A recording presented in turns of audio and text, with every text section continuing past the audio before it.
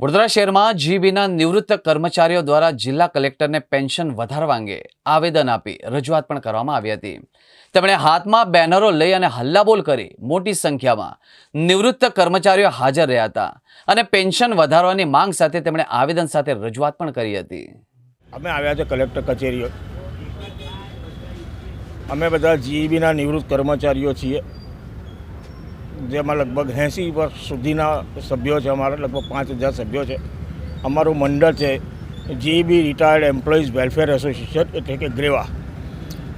આ સાથે અમે લોકો નેશનલ એજ્યુકેશન કમિટી, જે ઓલ ઇન્ડિયામાં અમે આ પેન્શન માટેની લડત ચલાવી રહ્યા છે, તેના પણ અમે સભ્યો છીએ। અમારા જે નેશનલ પ્રેસિડેન્ટ છે કમાન્ડર અશોક રાઉત, એમના આદેશ મુજબ અમે આજે અહીંયા આવેદનપત્ર આપવા આવ્યા છે।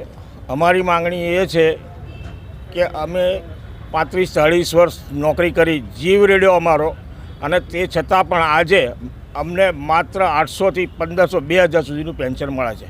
આટલી કાયમી મોંઘવારીમાં 2000 પેન્શનથી માણસ કઈ રીતે જીવી શકે એ વિચારવાની વસ્તુ છે કે કદાચ એનું દૂધ કે શાકભાજી પણ ના આવે એવી મોંઘવારીમાં અમે આજે પીસાઈ રહ્યા છીએ। જ્યારે સરકાર પોતાના જે સંસદ સભ્યો, ધારાસભ્યો, એ લોકોના ભથ્થામાં ગમે ત્યારે મન ફાવે તેમ વધારો કરે। હમણાં હાલ છેલ્લે 24% વધારો કરી દો।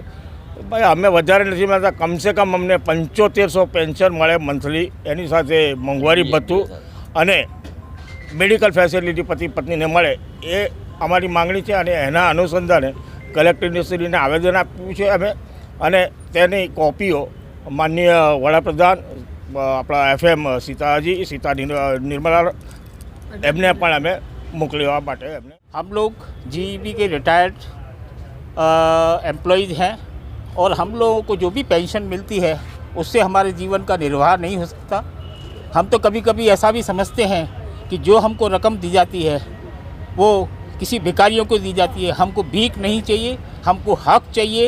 और जो हमारी मांगनी है 7500 7500 रुपया plus DA plus medical facilities, और सिर्फ हमको ही नहीं हमारी स्पाउस को भी दी जाए, ये हम मांगनी है।